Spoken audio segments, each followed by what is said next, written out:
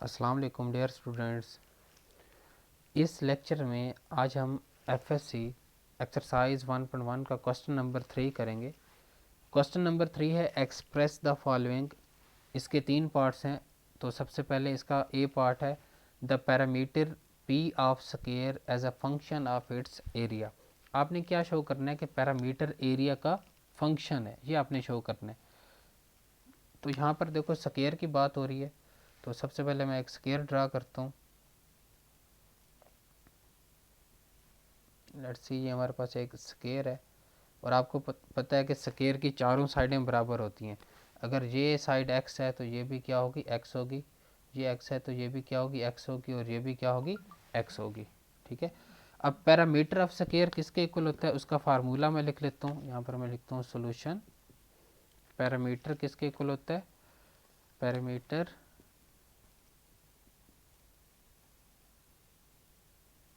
Is equal to, इसको हम p से डिनोट करते हैं और इज इक्वल टू होता है सम ऑफ ऑल द साइड्स, के चारों साइडों को सम करो तो पैरामीटर होता है। तो x plus x plus x हम लिखेंगे x plus x plus x plus x. तो पैरामीटर आपके पास आ जाएगा 4x। x 4 टाइम्स है तो p आपके पास क्या आ जाएगा, 4x। ठीक है, इसे आप इक्वेशन नंबर 1 का नाम दे दो, इक्वेशन नंबर 1 का। उसके बाद एरिया का क्या फार्मूला है, एरिया इज इक्वल टू, उससे हम ए से डिनोट करते हैं और एरिया का फार्मूला होता है लेंथ मल्टीप्लाई बाय विड्थ। अब इस केस में अगर आप देखो तो लेंथ भी आपके पास x है और विड्थ भी x है, तो हम लिखेंगे x मल्टीप्लाई बाय x। तो ए आपके पास क्या आ जाएगा, x स्क्वायर। आप इसको इक्वेशन नंबर 2 का नाम दे दो, ये इक्वेशन नंबर 2 आ गई। अब आपने क्या रिप्रेजेंट करना है, आपने रिप्रेजेंट करना है एरिया जो है वो पैरामीटर एज अ फंक्शन, कि पैरामीटर को आपने एरिया का फंक्शन बताना है। तो आप सिंपल क्या करोगे, इक्वेशन 2 से ए की वैल्यू निकाल के, एक्स की वैल्यू निकाल के आप इक्वेशन नंबर 1 में पुट कर दोगे। तो यहाँ पर आप लिखोगे from equation second A is equal to X square taking square root on both sides. तो ए का अंडर रूट आपके पास क्या आ जाएगा, एक्स स्क्वायर का अंडर रूट, ये इससे कैंसिल हो जाएगा। तो under root A is equal to X, इसे आप इक्वेशन नंबर 3 का नाम दे दो। अब नेक्स्ट आप पुट करेंगे, putting using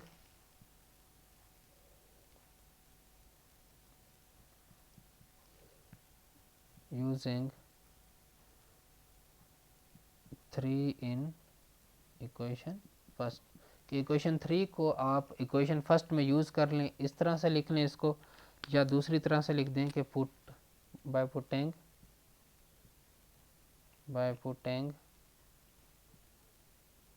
value of x in equation number first. तो सबसे पहले मैं लिखता हूँ कि इक्वेशन नंबर फर्स्ट है क्या। तो मैं लिखता हूँ कि equation number first implies p is equal to 4x। तो यहाँ पर मैं अब x की वैल्यू पुट करूँगा, p is equal to 4x की वैल्यू हमने क्या निकाली है, a का अंडर रूट। यहाँ पर मैं लिख दूँगा a अंडर रूट। तो यही हमारा रिक्वायर्ड रिजल्ट है कि हमने पैरामीटर को एरिया का फंक्शन बताना था। अब हम इसका बी पार्ट करते हैं। नेक्स्ट आपके पास बी पार्ट है area A of a circle as a function of its circumference. कि किसी भी सर्कल का एरिया जो है उसे हमने शो करना है कि वो उसके सर्कमफेरेंस का फंक्शन है। तो मैं लिखता हूँ सोल्यूशन। तो सबसे पहले हम देखते हैं कि लेट्स सी, ये हमारे पास कोई एक सर्कल है। ठीक है, ये जो रेड लाइन है, ये जो बाउंड्री लाइंस हैं, ये जो बाउंड्री है सर्कल की, इसको हम बोलते हैं सर्कमफेरेंस। और जो इसके अंदर एरिया है इसे हम बोलते हैं एरिया ऑफ सर्कल। तो सबसे पहले हम देखते हैं कि एरिया ऑफ सर्कल का क्या फार्मूला है। एरिया ऑफ सर्कल, उसको हम ए से डिनोट करते हैं और उसका फार्मूला होता है आपके पास पाई आर स्क्वायर। ठीक है, पाई आपको पता है कि ये आपके पास एक इरेशनल नंबर है, 3.14 इसकी वैल्यू होती है।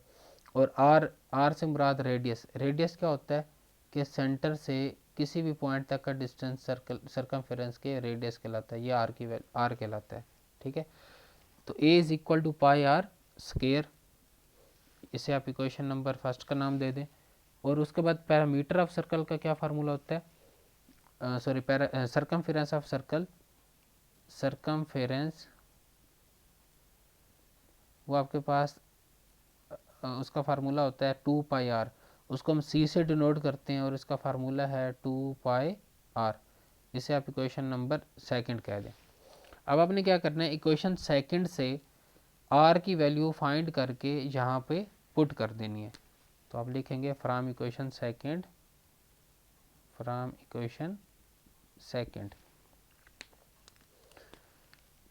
c is equal to 2 pi over r and c is equal to 2 pi is equal to r, कि ये 2 पाई इस तरफ आकर डिवाइड हो जाएगा, इसे हम इक्वेशन नंबर थर्ड कह देते हैं।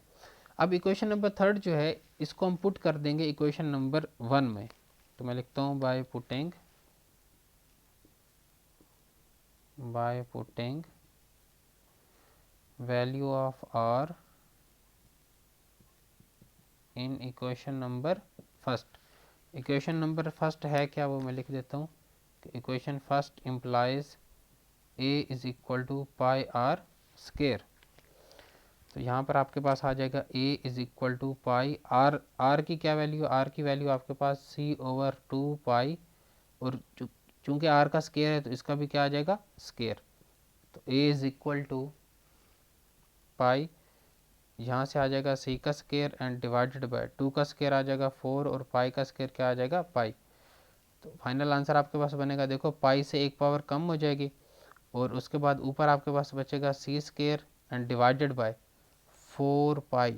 ठीक है, तो आपके पास फाइनल आंसर क्या बना, a is equal to c square over 4 pi. तो ये आपने रिप्रेजेंट कर दिया है area of a circle as a function of its circumference। ठीक है, अब हम इसके सी पार्ट की तरफ आते हैं। इसका सी पार्ट है the volume v of a cube as a function of its area a of its base, कि एक क्यूब है उसके वॉल्यूम को हमने एरिया का फंक्शन बताना है। ठीक है, तो अब हम इसका सोल्यूशन स्टार्ट करते हैं। सोल्यूशन, आपके पास क्यूब किस तरह से होता है वो मैं ड्रा कर देता हूँ।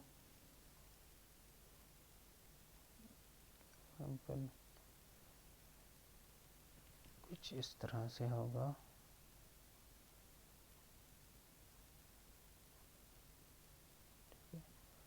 ये आपके पास क्यूब है।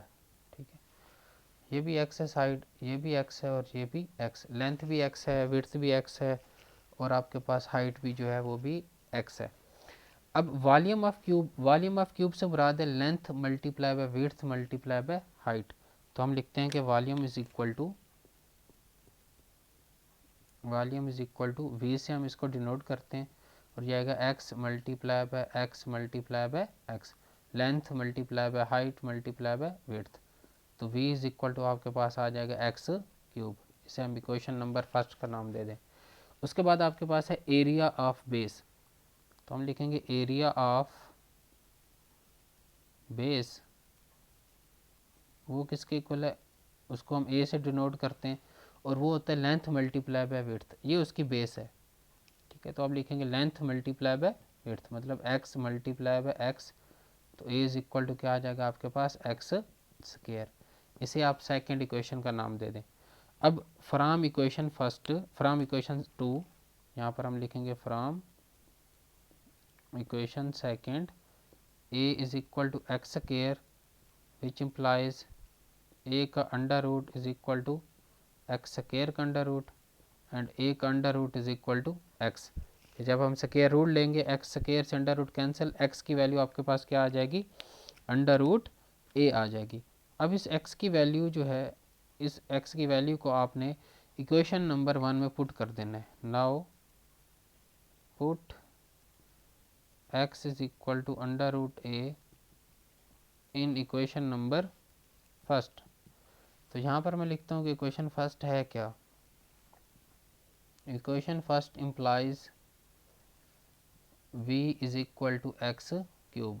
तो यहाँ से आपके पास आएगा answer v is equal to X की जगह पर आप अंडर रूट ए पुट कर देंगे, अंडर रूट ए, और इसकी पावर क्या आ जाएगी आपके पास, होल की पावर 3। तो इसे मैं लिख सकता हूँ v is equal to A under root को मैं लिख सकता हूँ a की पावर 1/2 और होल की पावर 3। तो v is equal to a की पावर, देखो ये 3 इससे मल्टीप्लाई होगा, 1 मल्टीप्लाई बाय 3 क्या आंसर आ जाएगा 3/2। तो ये आपके पास v की वैल्यू आ जाएगी और आपने वॉल्यूम को as a function of its area लिख दिया। ठीक है, ये आपको फाइंड करना था, ये आपको कैलकुलेट करना था।